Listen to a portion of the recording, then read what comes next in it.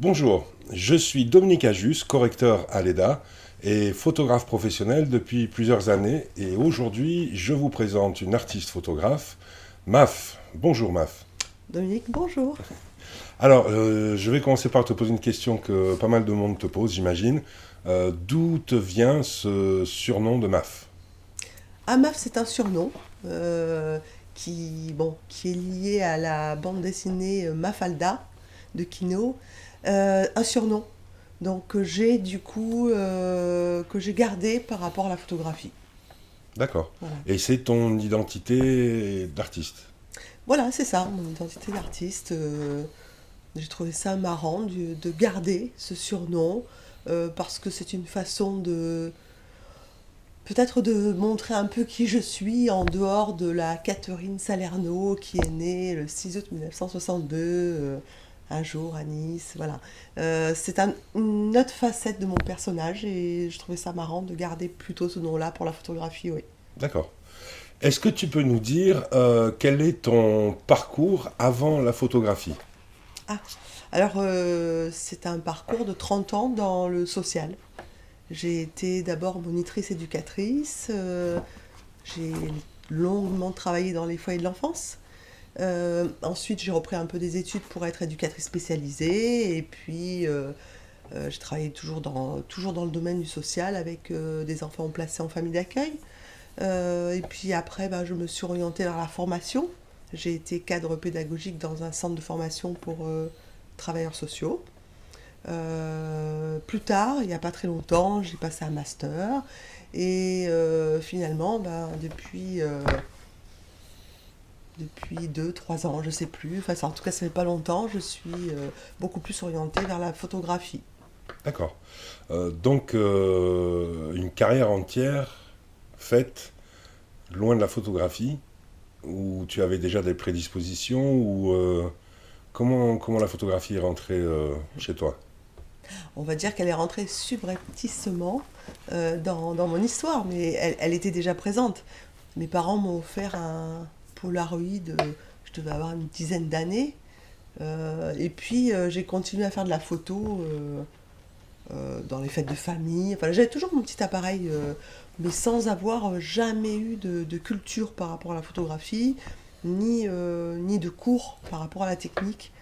J'avais de simples petits appareils, des bridges, qui avaient multiples fonctions, mais moi je n'utilisais qu'une, c'était la version automatique. D'accord. Voilà. Donc la photographie, elle était là dans ma vie, mais sans que je puisse penser, ni même imaginer que je pourrais un jour faire des expos, faire des projets photographiques, et un jour m'orienter vers une profession de photographe. D'accord. Et donc, du coup, comment s'est passée cette transition entre l'ancienne MAF et la nouvelle MAF photographe?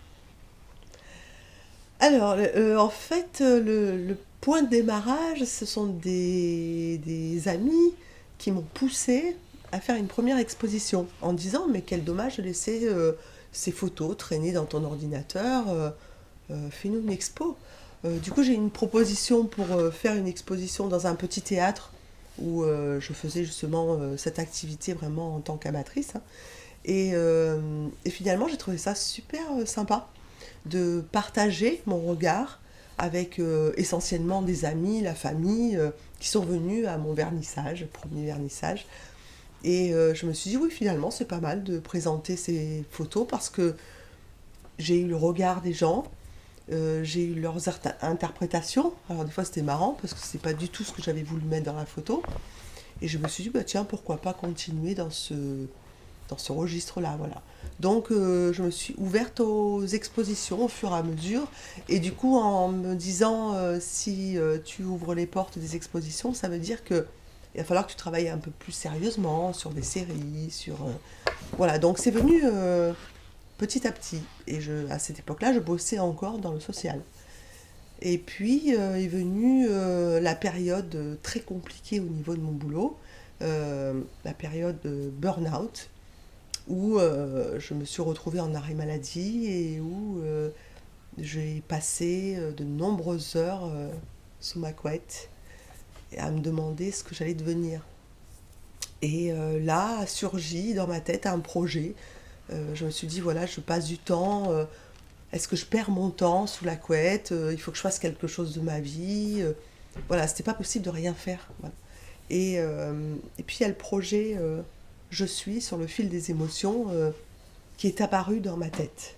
Alors je n'avais pas idée du tout de ce que ça allait devenir, mais j'ai eu envie de recevoir des personnes dans ce studio et j'ai eu envie de leur laisser un espace pour s'exprimer. Donc c'est ce qui s'est fait. Et pendant que les personnes s'exprimaient, pendant que les personnes se taisaient aussi, pendant que les personnes déambulaient dans le studio ou se prostraient dans un coin, je tentais de capter des émotions.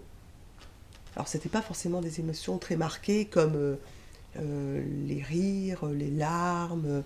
C'était d'aller capter justement la finesse des émotions. Et de une personne à 4, à 10, je suis arrivée à 24 personnes, Ah, quand même. ouais, qui ont participé à ce projet. Et c'est moi qui ai dit stop.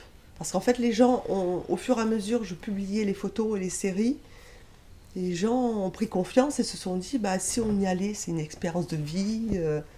Voilà, donc ça a été pour moi un grand déclencheur pour déjà pour sortir de ma couette, pour me dire que peut-être que la vie elle était ailleurs aussi et que il était possible peut-être de couper avec cet enfer que je vivais dans le cadre de mon travail. Et la photographie, je me suis dit que c'était peut-être une porte ouverte à une nouvelle vie. D'accord. Et tu parlais de ce projet, donc Je suis sur le fil des émotions. Euh, En fait, tu peux nous en parler un petit peu plus. C'était un projet, comment ça se déroulait en fait? Parce qu'on a un petit peu du mal à imaginer. Euh, comment comment est-ce que tu choisissais les gens? Comment est-ce que tu faisais poser les gens? Est-ce que tu avais une idée de ce qui allait se passer? Raconte-nous un petit peu plus en détail. Alors j'ai écrit mon projet en quelques lignes que j'ai transmis sur les réseaux sociaux pour que les gens puissent adhérer, on va dire, à l'idée que j'avais de ce projet.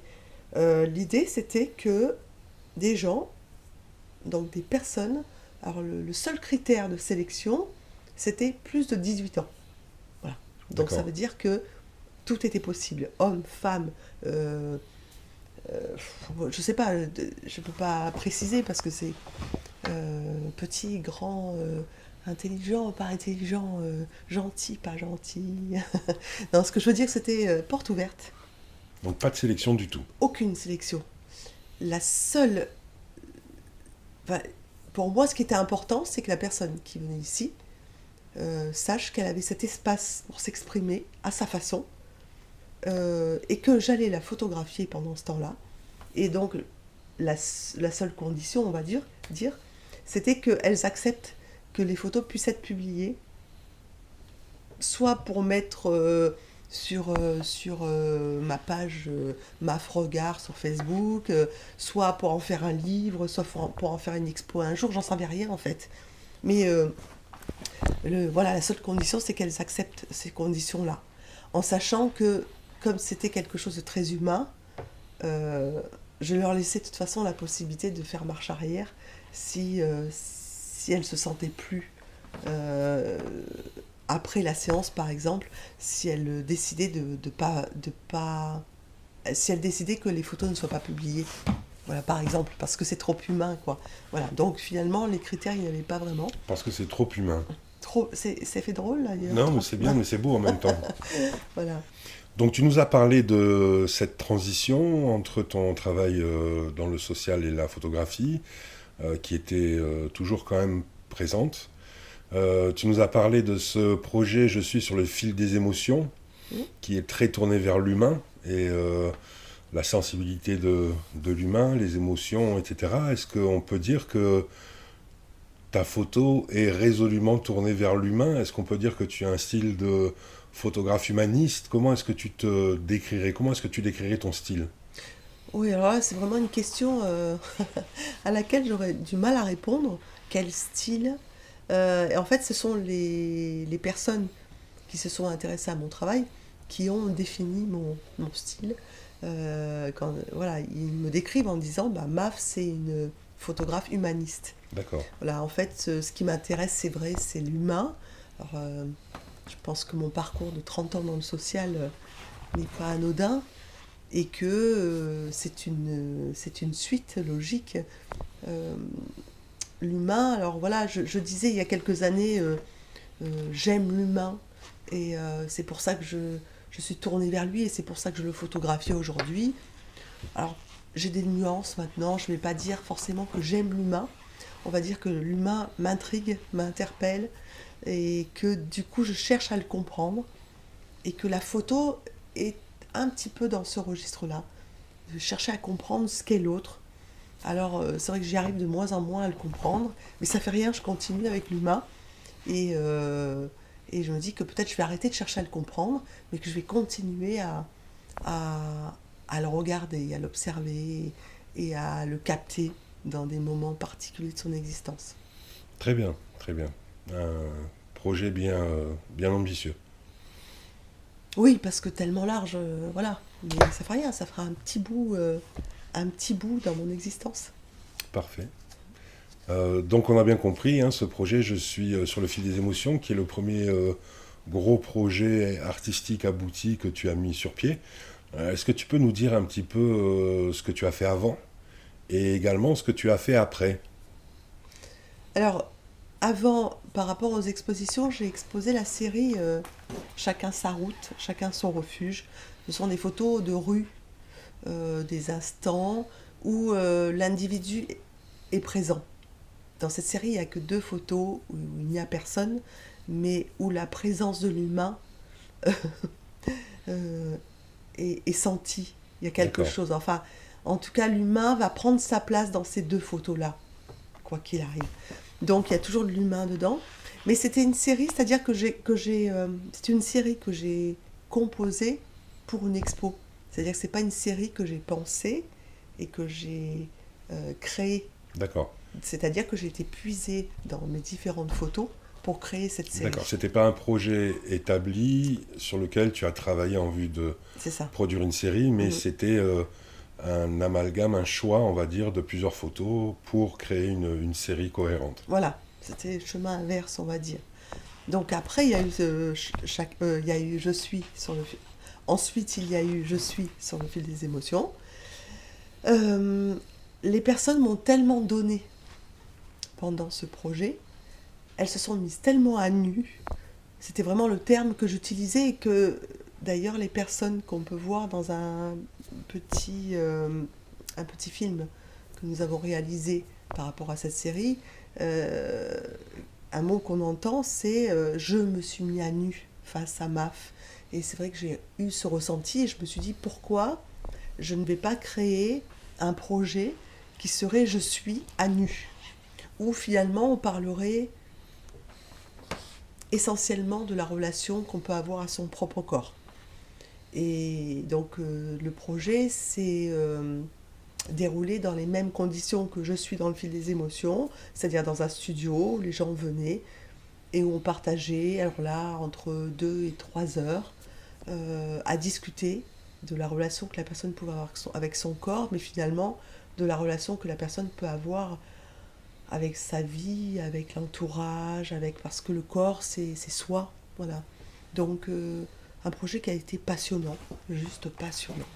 En fait, ce projet, c'est un petit peu la suite de Je suis sur le fil des émotions. Tu parlais de mise à nu, donc les personnes étaient nues, mais vraiment mises à nu, Voilà. au sens propre et figuré, dans une forme de fragilité et Mmh. de lien direct, au final, avec eux-mêmes. Mmh. Euh, cette série, à l'inverse de Je suis sur le fil des émotions, où je crois que tu as eu plus de 200 photos qui ont été produites, Ouais. Sur Je suis à nu, tu ne choisissais qu'une seule photo par personne, c'est bien Oui, ça? c'est ça, une seule. Donc, c'est une petite série, en fait. Et j'ai sélectionné moi-même la photo qui était la plus représentative de la séance. D'accord. Voilà. Qu'est-ce qui s'est passé ensuite? Ensuite, alors, le je suis est resté dans ma tête, hein. C'est-à-dire qu'il est toujours on aura peut-être l'occasion d'en parler tout à l'heure, mais la question du je suis est toujours là. Mais en parallèle, j'ai des états d'âme, j'ai des des moments intenses dans mon existence, dans le bon sens du terme, dans le plus mauvais. Et de temps en temps, bah, j'ai des flashs et j'ai des projets qui viennent me traverser l'esprit. On se réveille un matin et on se dit mais oui, il faut que je fasse ça, quoi. Et il y a eu, par exemple, cette rencontre avec une danseuse contemporaine, Marie-Pierre Génovès, pour ne pas la nommer, euh, que j'ai vue danser et que j'ai rencontrée.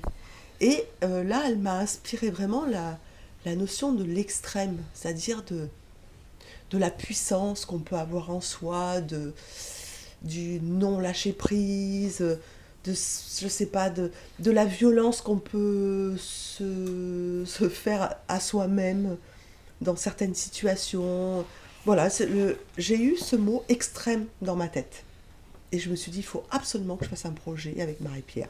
Donc je lui ai proposé de, de venir dans le studio. Et je lui ai proposé de prendre en photo des parties de son corps.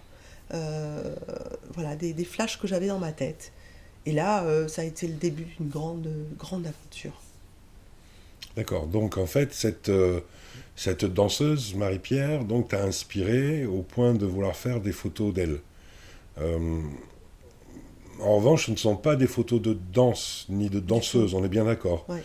Le fait que Marie-Pierre soit danseuse t'a inspiré sur le corps, mais pas sur la danse. C'est pas du tout le but de ta série. Tu peux nous approfondir un petit peu ce sujet? Oui, oui, c'était absolument pas dans mon idée de faire des photos de danse. Il est évident que Marie-Pierre, son personnage et sa passion de la danse euh, étaient tellement liés que forcément, euh, il y a eu des positions que je lui ai fait prendre qui étaient liées à ce que j'avais vu dans son spectacle, ou des parties de son corps, des tensions, voilà. Mais en effet, ce ne sont pas des photos d'un spectacle de danse. D'accord. Voilà, donc ça a été des grands moments partagés parce que on a fait environ 4-5 séances. Et à chaque séance, j'avais dans ma tête une photo ou deux que je voulais absolument réaliser. Il se trouve que au moment où ça s'est déroulé, la photo était pas tout à fait la même. Il y en a une vraiment que je voulais et j'ai eu celle-là. Les autres, forcément, quand elle m'a donné à voir l'image et que j'ai placé ma lumière pour faire ressortir certains éléments ou certains grains de peau, bah forcément la photo a changé et tant mieux. Elle a évolué au moment où ça s'est réalisé. D'accord. Et donc c'était une fois de plus des photos qui n'étaient pas posées. Et c'était une... Si, cette fois-ci, je demandais à Marie-Pierre de se mettre dans une certaine position et de ne plus bouger pour que je puisse D'accord, installer la lumière d'accord, et faire en sorte que ce soit la photo que j'avais choisie. d'accord. Donc du coup, au niveau du travail, comment est-ce que vous avez fonctionné? Est-ce que tu demandais à Marie-Pierre une pause et tu mettais tes lumières et tu faisais tes réglages et tu prenais la photo? Est-ce que toute la série s'est déroulée comme ça? Est-ce que... Non, non, et non, non, c'est ça qui est la magie l'intime collaboration avec Marie-Pierre, c'est que lorsque moi je lui demandais de prendre une certaine position parce que j'avais mon idée de photo, au passage, dans, dans, sa, dans son mouvement, dans ce qu'elle est, elle me montrait d'autres choses. Et j'allais prendre une certaine photo et puis je lui disais, mais refais-moi ce que tu viens de faire là, ou et si tu mettais ta main plus derrière, et elle me dit, mais regarde, si je fais comme ça, et là je dis, mais oui, c'est ça, mais c'est ça qu'il nous faut. Voilà, donc ça a été, comme je dis, des séances intimistes. Elle n'a pas été mon modèle. Voilà, je n'ai pas été que son photographe. Il y a eu cet amalgame qui a fait que on a pu sortir cette série de photos. D'accord, donc c'est une réelle collaboration artistique entre Ah, deux personnes qui ont travaillé ensemble pour produire une série de photos. ah oui, on parle de réelle collaboration. En plus, Marie-Pierre ayant découvert au fur et à mesure toutes ces photos, euh, voulait les intégrer à un de ses spectacles. Elle avait eu une première idée, et après elle s'est dit, mais non, quoi, je vais créer un spectacle pour ces photos-là. C'est incroyable, D'accord. c'est incroyable pour moi. Parce que ce qui est incroyable, c'est que de se dire que de son mouvement, j'ai eu envie de figer des parties de corps, et que de ces parties de corps figées, elle a eu envie de les remettre en mouvement. Et je me dis, c'est une continuité, c'est un cadeau de la vie. Je dis, C'est exceptionnel quand même, juste exceptionnel. cette interaction entre deux personnes Exceptionnel. qui tournoient en fait pour créer des choses complètement différentes que ce qui était prévu au départ. En fait, ce qui est magique, c'est qu'on se suit. Quand elle présente son spectacle au nom du corps, je fais en sorte d'exposer les photos pour que le public puisse les voir avant le spectacle et après. Lorsque je fais des expos d'extrême, elle vient soit faire un spectacle, soit faire une performance. C'est ce qui s'est passé entre autres à Arles, au Festival européen de la photo de nu, où elle est venue faire une performance dans la rue à partir de ses photos. Enfin, Festival européen de la photo de nu où tu exposais cette série. C'est ça, tout à fait. D'accord, d'accord. Voilà. D'accord. Et je l'ai réexposée pendant le off d'Arles en juillet dernier, et elle est revenue faire des performances dans la rue et devant mes photos. Voilà. Donc quand le public regarde les images et la voit déambuler comme ça et se mouvoir, ils comprennent le lien, et bon voilà, je sais même pas si on peut poser des mots là-dessus, quoi. Il faut regarder les gens. En tout cas, tu poses des images là-dessus. Oui. On va avancer un petit peu. Oui. Après tous ces projets, toutes ces années de travail et de photographie, si tu devais faire un bilan provisoire, est-ce que tu serais capable de nous dire ce que t'a apporté la photographie pour l'instant dans tous ces projets que tu as réalisés, que tu as exposés, que tu as montrés dans divers endroits? Ah ouais, bah c'est énorme, hein, parce que la photographie, mis à part l'aide humaine que j'ai eue autour de moi, mais la photographie m'a aidé à prendre une décision déjà dans ma vie, c'est-à-dire de rompre à un moment donné avec le monde du travail qui me faisait tant de mal à ce moment-là, et de me dire que il y avait une autre issue, et que je détenais là une passion qui pouvait me porter, qui pouvait m'aider à aller plus loin. Voilà. D'accord. Donc ça a été énorme. Euh, Ça, c'est de façon même générale. Après, plus précisément, la photo, ben, c'est pour moi un mode d'expression. En fait, tous les projets photographiques ou toutes les séries que j'ai menées sont viennent de mes tripes, hein. Ouais, j'ai pas de, je n'ai pas de projet, comment dire, simplement esthétique ou visuel. En fait, toutes les photos sont liées à ce que j'ai au fond de moi. D'accord. C'est du pur jus de maf. Oui, oui, c'est ça. Donc voilà, ça c'est le, le côté plus qu'important de la photographie pour moi. Parce que ça m'apporte aujourd'hui, ben, j'ai quand même fait le choix d'ouvrir mon auto-entreprise là, ces dernières semaines. Et enfin, je compte sur la photo pour vivre, pour manger, euh, voilà, au travers de ma passion. Et tu abordes un sujet important aussi, euh, l'aspect financier de ce métier de photographe qui nous permet soit d'avoir un moyen d'expression, comme tu disais, et de montrer au monde des choses telles qu'on a envie de les montrer, euh, ou qui peut aussi nous aider uniquement financièrement à tirer un salaire et vivre de la photographie. Mais dans ton cas, c'est les deux, Ouais. parce que tu as vraiment cette dimension artistique qui est très ancrée, très présente, et le côté métier de photographe. Euh, Est-ce que tu peux... Quelle est ta vision là-dessus? Tu as dit que tu as créé ton auto-entreprise il y a quelques semaines, c'était en août dernier, donc quelques mois. Euh, Comment ça se passe pour le moment? Comment est-ce que tu envisages le futur? Est-ce que tu penses que c'est un bon choix? Euh, Ah, moi, c'est drôle, hein, parce que je suis quand même de nature assez anxieuse et je suis tranquille. d'accord, Ouais, il y a quelque chose de l'ordre de la tranquillité parce que ça fait 2 3 ans que je fais de la photo, que les gens enfin, me voient au travers de mes photos et j'ai des appels maintenant de personnes qui me disent ben voilà, je me marie l'été prochain et c'est vous que je choisis pour cette journée-là. J'ai accouché il y a 10 jours et je voudrais que ce soit vous qui preniez les photos de mon nouveau-né. Euh, voilà, j'ai des exemples comme ça parce que les gens ont appris à me connaître au travers de ma patte.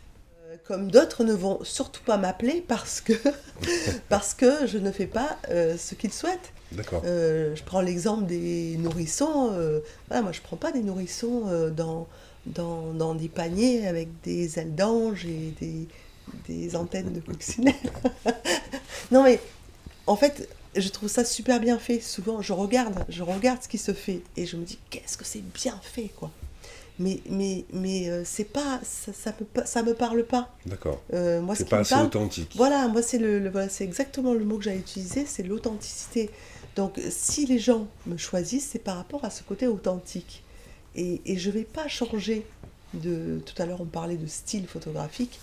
Je vais pas changer euh, alors, attention, je peux répondre à des demandes spécifiques pour des clients spécifiques, mais il ne faut pas que ça aille à l'encontre de mes valeurs, par exemple. C'est ça, c'est-à-dire qu'en fait, si tu fais un reportage sur un colloque ou un mariage ou un événement privé, tu vas quand même te plier au cahier des charges qui t'est demandé par le Bien client, sûr, tout en gardant quand même ton œil et ta vision c'est ça, des choses. c'est ça. D'accord. Mm. J'aimerais maintenant qu'on parle de tes projets futurs. On pourrait peut-être commencer par Extrême, qui est encore tout chaud, puisque cette exposition tourne depuis plusieurs mois, plusieurs années maintenant. Le spectacle de Marie-Pierre également, on en a parlé. Quelle est la suite de ce projet-là? Ah, par rapport à ce projet, je n'ai pas en tête de refaire des photos. D'accord. Je sais pas, pour l'instant, j'ai l'impression que les photos qui sont là se suffisent à elles-mêmes. Combien de photos? J'ai même pas le nombre en tête. Je crois qu'il y en a 18, D'accord. 19, On va dire une petite une vingtaine. petite vingtaine. C'est déjà pas mal pour Oui, une ça fait série. déjà une série. Et puis, je sais pas, je me dis que la suite, elle est sûrement ailleurs.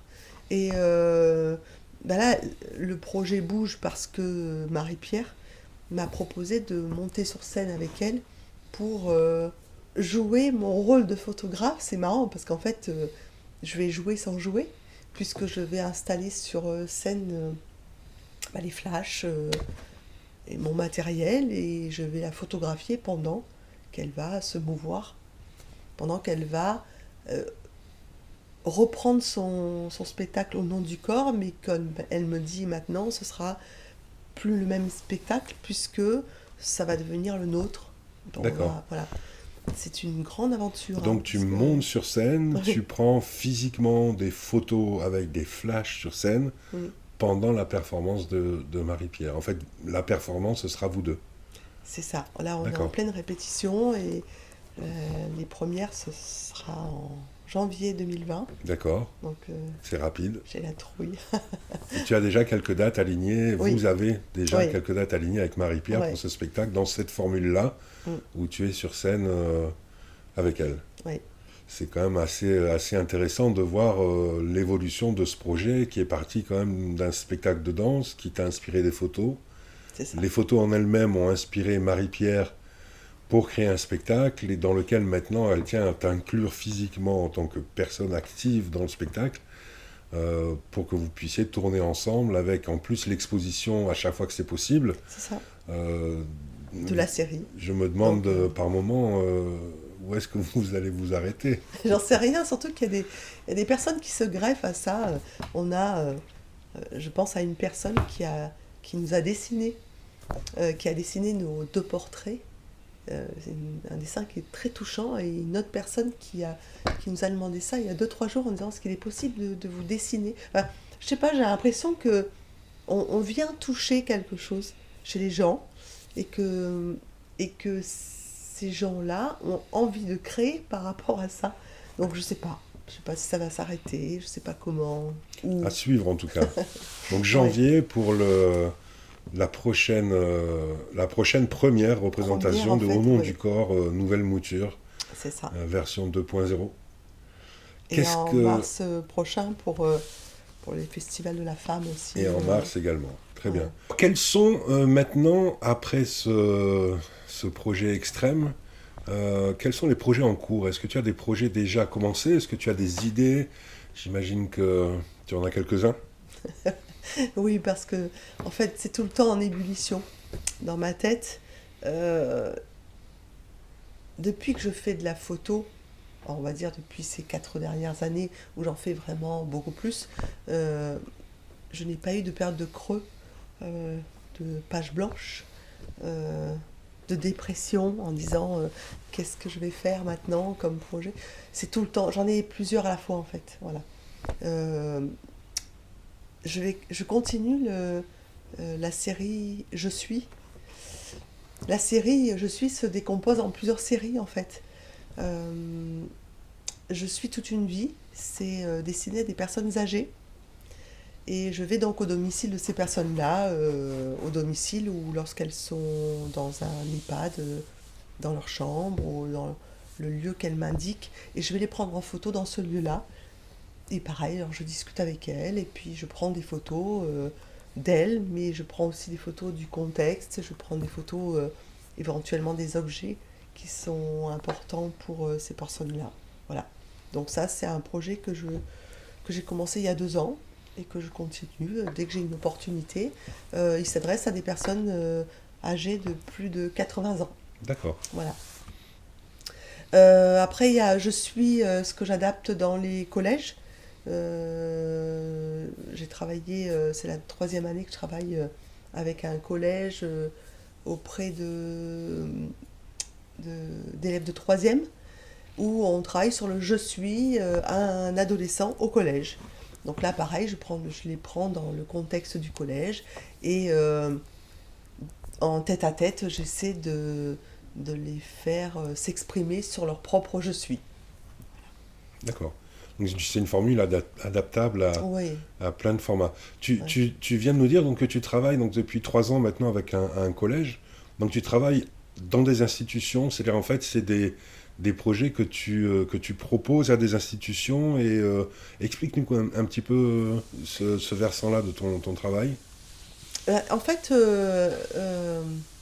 comme je m'interroge sur l'humain et que j'ai vécu 30 ans de ma vie professionnelle autour de ces humains et des problématiques et des soucis que les gens peuvent avoir, je continue mon chemin. Et là, donc depuis mon auto-entreprise, là, je peux me permettre maintenant d'aller toquer aux portes et je toque pas à n'importe quelle porte non plus.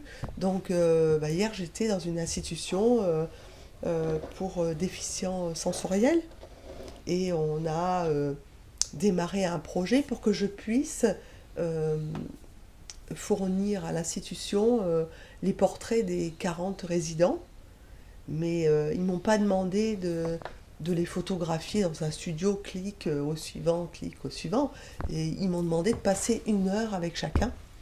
Et là, pareil, je suis dans leur chambre ou dans un lieu de l'institution qu'ils ont choisi eux.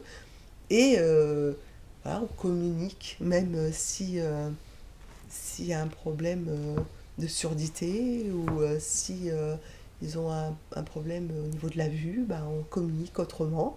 Et je suis là avec mon appareil photo et je prends des images. Donc là, c'est très intéressant ce que tu nous dis, parce que du coup, tu allies la photographie, ta pratique photographique, avec ta vie antérieure, la vie Oui, dans le social. C'est quand même très intéressant de réussir à faire le lien entre tout ça, ce qui veut dire que la reconversion que tu as eue garde un pied dans ton passé aussi, c'est-à-dire que tu tires les bénéfices de ce que tu as pu faire auparavant en l'appliquant à la photographie, ou l'inverse, tu appliques la photographie à oui. tes compétences passées. Je pense qu'on redémarre jamais à zéro. Enfin, je vois pas comment je pourrais euh, fermer le bouquin de mes 30 ans de social, euh, le foutre au feu et recommencer à zéro un autre bouquin. Si je réécris un autre bouquin, c'est bien parce que j'ai été imprégnée par les 3544 pages que j'ai pu écrire avant. Enfin, c'est pas possible, quoi. Donc, on est imprégné de ce qu'on fait. Ça aurait pu être un rejet aussi, du coup, mais ça aurait eu un lien aussi. Mais voilà, donc le lien, il y est forcément et j'ai pas envie de le couper. Ah, je pense pas que la photographie vienne de nulle part. Ça vient pas de nulle part.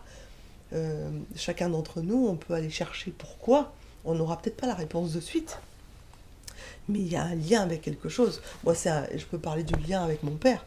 Mon père, j'ai toujours entendu dire à ma mère, parce que c'est ma mère qui allait chercher tout ce qu'il avait besoin.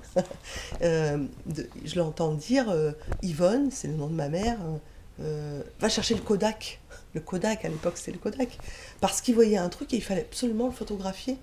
Donc je pense que voilà, il y a un lien avec mon père, il y a un lien avec mes 30 ans de vie professionnelle, il y a bien sûr qu'il y a un lien avec quelque chose. Donc D'accord, mais je c'est très continue. intéressant justement de pouvoir utiliser ces Mm. compétences, quelles qu'elles soient, et Mm. d'arriver à les lier avec la pratique photographique. Ouais. Ce qui à première vue te réussit plutôt pas mal, parce que même si tu dis que tu fais de la photo, on va dire, à temps plein depuis peu de temps, même si ce peu de temps, c'est quand même quelques années, euh, en ce peu de temps, tu as quand même sorti des bouquins, tu as eu divers prix dans des festivals, tu as exposé dans des grands festivals en France assez reconnus. On parlait du Festival européen de la photo de nu, on parlait du Off des rencontres d'Arles. Enfin, tu as ta place quand même dans l'image photographique, le monde photographique tel qu'on le conçoit maintenant. Oui, de façon modeste quand Bien même. sûr, bien Mais c'est sûr. vrai que la première expo que j'ai... Enfin, il y a eu la première expo dans le petit théâtre dont je parlais. Et l'autre expo, ça a été Chacun sa route, chacun son refuge à Menton. Et j'ai obtenu alors 3 prix, dont le premier prix du public. Et j'étais dans... Mais je tombais des nues, quoi. Alors c'était la période où je commençais à flancher au niveau de mon boulot. Mais cette reconnaissance du public, pour moi, c'était énorme. C'était énorme. Je me disais, mais les gens ont compris mes messages, ils adhèrent à cette image-là, à ces images-là. Je trouvais ça un peu bizarre même, je trouvais ça un peu... qu'on soit presque si gentil avec moi, voilà. Donc ça m'a donné confiance, oui. Et c'est Ouais, peut-être cette énorme dose d'humanité que tu mets oui, dans ton travail, dans c'est tes sûr. photos. Et c'est vrai que si les gens s'arrêtent devant tes photos, à tes expositions, et prennent le temps de s'imprégner de tes images, c'est vrai que ça laisse pas de marbre. Il y a quand même toujours un côté un peu fort dans tes images.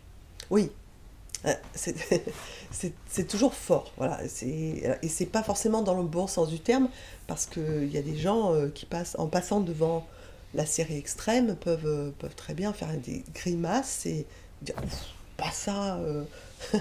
Alors, ça m'est arrivé de rechoper les gens en disant mais dites-moi ce qui va pas quoi. Je dis ah non mais c'est trop dur, ça ramène à la violence, à la souffrance, au handicap, à l'exclusion, à la vieillesse, enfin, c'était... Et ils étaient marrants les gens, parce que quand je les interpellais, ils venaient me dire non mais c'est pas qu'elles sont pas belles vos photos, mais c'est dur quoi. Voilà. Et pour chacun sa route, c'est pareil, c'était...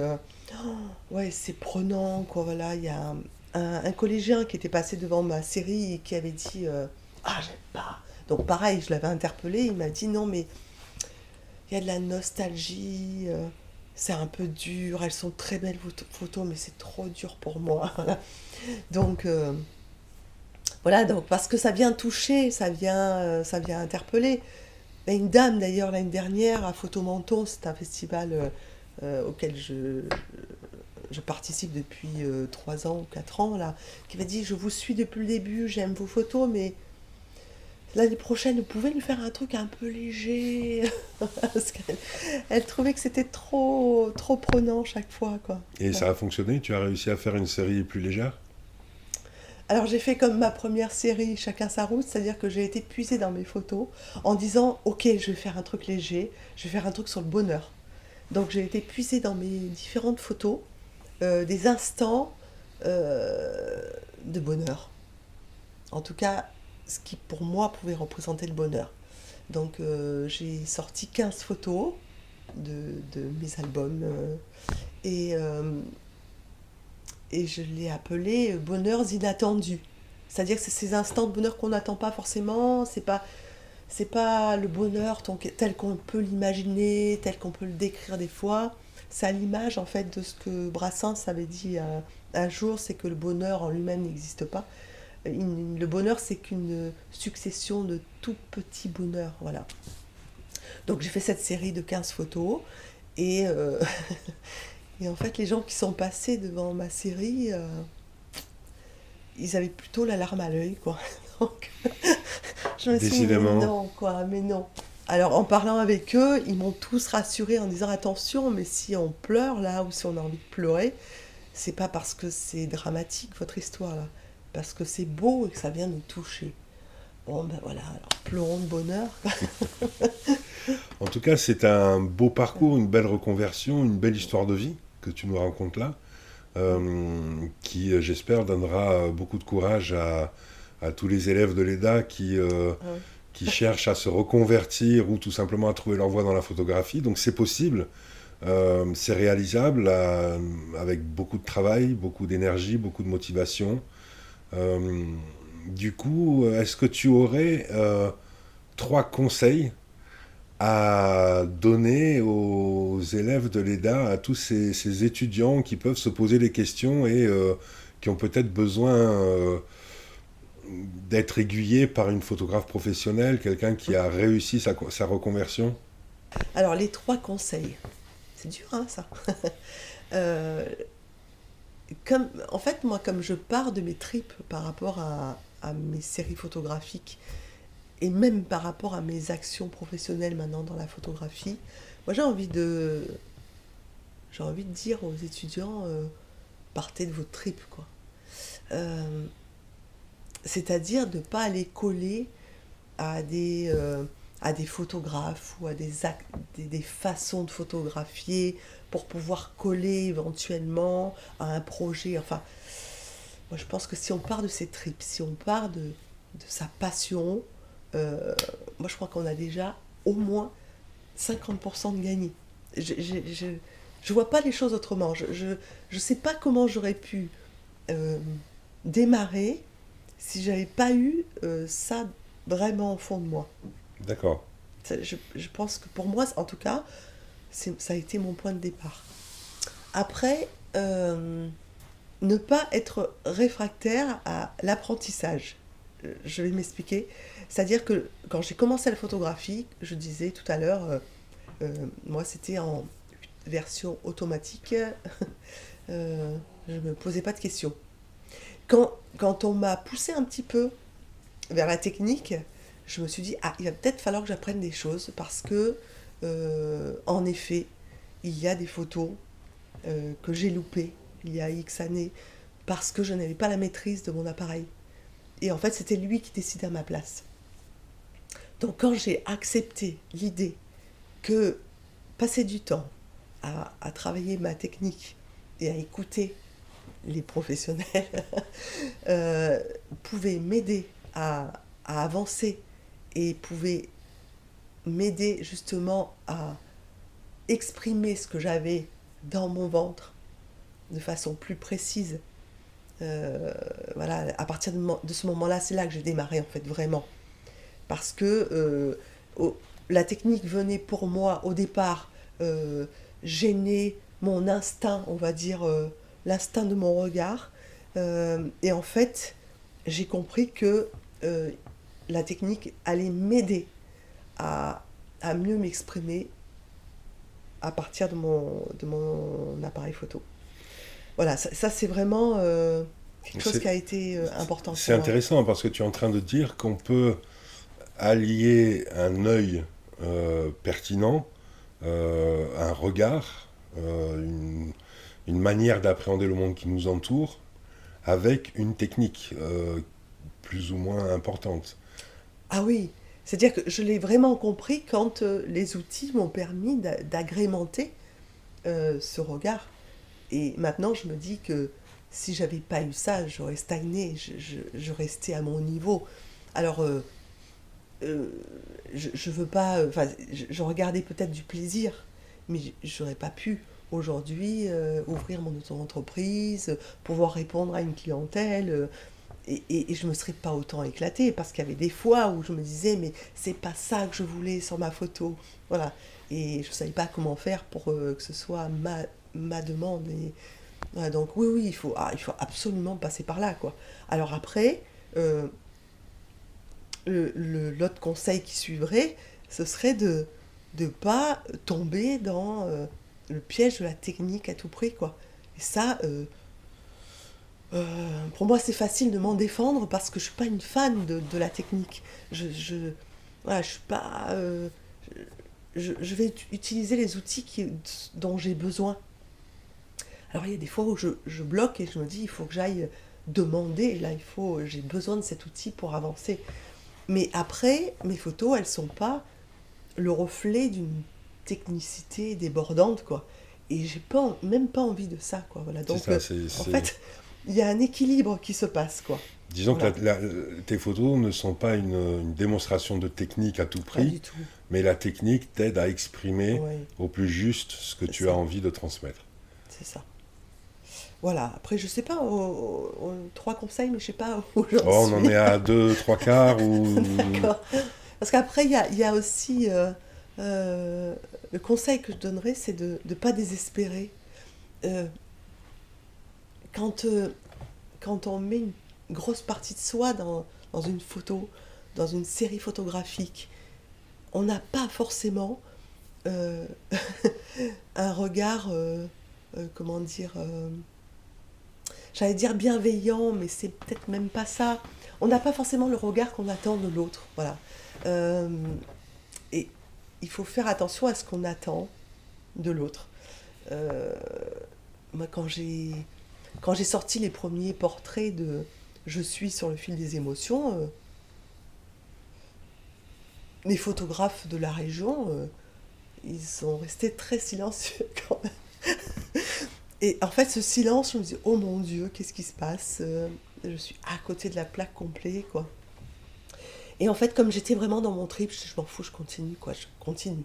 Mais au fond de moi, je disais, mais je corresponds pas aux critères, là, qu'est-ce que je fais, où je vais et, euh, et puis finalement, certains m'ont rassuré en me disant, mais tu sais, si tu plais pas à tout le monde, c'est plutôt bon signe.